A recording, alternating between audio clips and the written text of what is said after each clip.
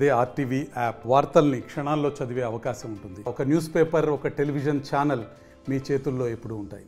ఉమ్మడి కరీంనగర్ జిల్లాలో మాజీ మంత్రి చామకూర మల్లారెడ్డి అయితే పర్యటించారు. ప్రస్తుతం అయితే మేడ్చల్ శాసనసభ్యులుగా అయితే ఉన్నారు. వీరైతే నిన్న ఇక్కడికి గంగాధరకు అయితే రావడం జరిగింది. అనంతరం కొండగట్టు ఆంజనేయ స్వామిని అయితే దర్శించుకోవడం జరిగింది. అనంతరం అయితే ఇక్కడ గంగాధరలో అయితే మీటింగ్ అయితే పెట్టడం జరిగింది. బీఆర్ఎస్ పార్టీకి సంబంధించి అయితే గత కొద్ది రోజులుగా సైలెంట్గా ఉన్నటువంటి బీఆర్ఎస్ పార్టీలో అయితే కొంతవరకు అయితే మీటింగ్లు అయితే పెడుతున్నారు. అంతేకాకుండా మరికొద్ది రోజుల్లో పార్లమెంట్ ఎలక్షన్స్ వస్తున్న తరుణంలో అయితే ఇక స్థానిక బోయినపల్లి వినోద్ కుమార్ను గెలిపించడమే లక్ష్యంగా అయితే పావులు అయితే గడుపుతున్న పరిస్థితి మనం చూడవచ్చు. అంతేకాకుండా చాలా దూర ప్రాంతాల నుంచి ఇక్కడికైతే కార్యకర్తలు అయితే రావడం జరిగింది. ప్రతి ఒక్కరినైతే కలుపుకోయే ప్రయత్నం అయితే చేస్తున్నారు.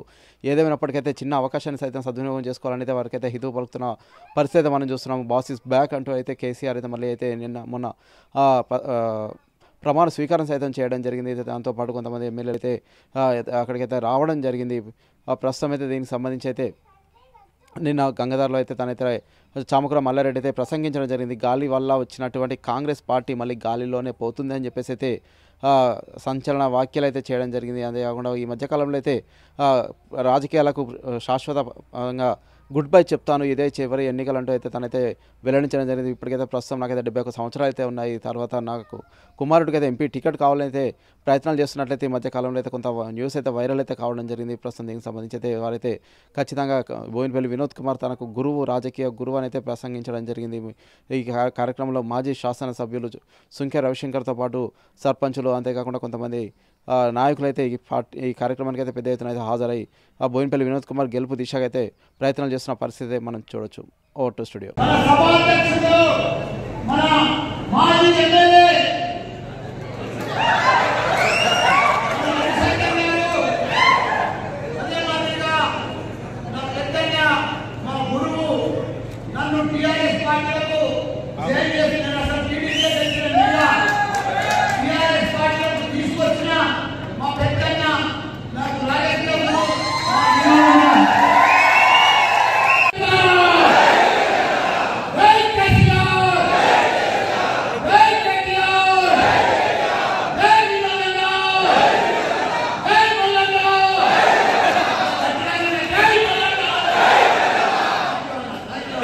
కాంగ్రెస్ ప్రభుత్వం గాలికి వచ్చింది. గాలికి వచ్చిన ప్రభుత్వం ఎక్కబోతుంది.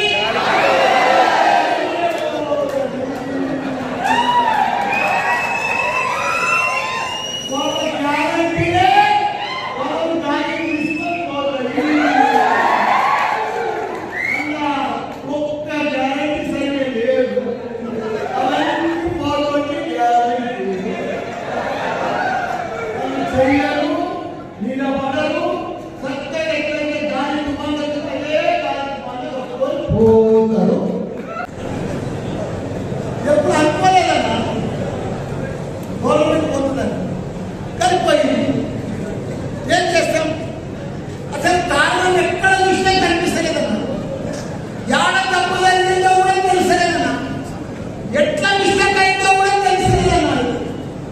కొందరు అంటారు 30 మంది ఎమ్మెల్యేలను మారిస్తే వచ్చేస్తుండే. కొందరు అంటారు మనకు ఊళ్ళలో చేస్తే బాగుంటే ఇంకా సచివాలయం ఎన్నో కారణాలు ఉంటాయి. అది మేము పట్టించుకోండి. ఏది ఏమైనా ఇలా కాంగ్రెస్ ప్రభుత్వం గాలి వచ్చింది. గాలి వచ్చిన ప్రభుత్వం ఎక్కబోతుంది.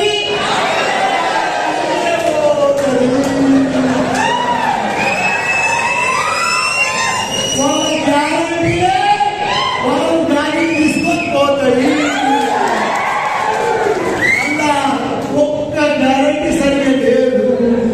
అవన్నీ పోతుంది గ్యారంటీ.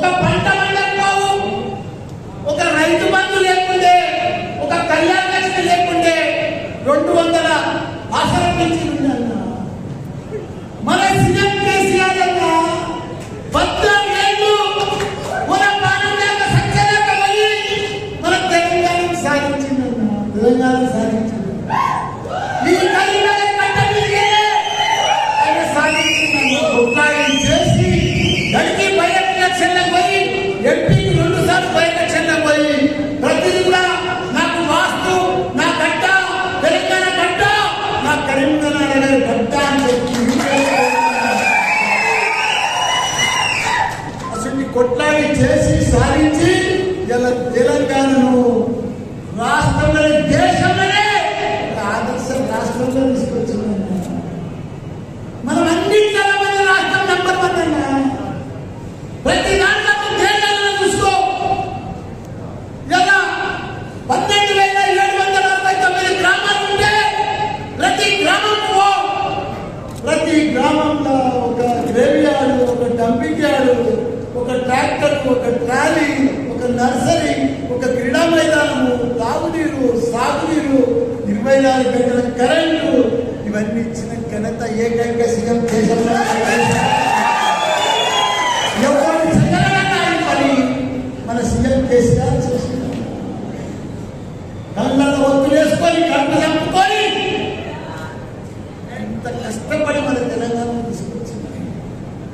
ఎన్ని రకాలు ఒకనాడు తెలంగాణ ఎప్పుడు ఇలా మన రోడ్ల మీద రైస్ మిల్లల్లో ఏ రోడ్లలో ఏ రైస్ మిల్లలలో ఏ గోదాములలో ఒడ్లే పంటనే పంట. గోదావరి ఆకులు మరిపించలే మన తెలంగాణ రైతాంగం. వాళ్ళకు రైతు మీద బంధించి రైతు మీద ఇచ్చి సకాలంలో ఎరువులు అందించి 3 లక్షల మెట్రిక్ టన్నుల ధాన్యం పండించిన మన రైతాంగం. దేశానికి అన్నం కంటే రైతాంగం తయారు చేసిన మన దేశం. ఒక ఇంట్లో ఒక నాయనమ్మకు, ఒక అమ్మమ్మకు, ఒక పెద్దమ్మకు, ఒక తాతకు 2,000 నుంచి వాళ్ళు ఇయ్యకపోతే చెప్పులు అడిగేదాక మన అసలు మన పెద్ద కొడుకు లెక్క ప్రతి ఒక్కరికి కూడా 2,000 నుంచి ఇస్తుందన్న. ప్రతి ఒక్కరికి కూడా 100 మహిళలకు పెంచింది, దివ్యాంగులకు పెంచింది.